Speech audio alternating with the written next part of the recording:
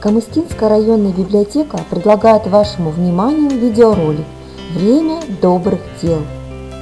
Добро творите безвозмездно, с открытым сердцем и душой.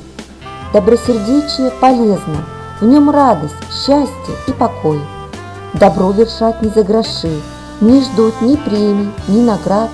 Благое дело – дар души, подарком каждый всегда рад. Пускай исчезнет в мире зло, и навсегда уйдут напасти. Дарите радость и добро, желайте искренне всем счастья.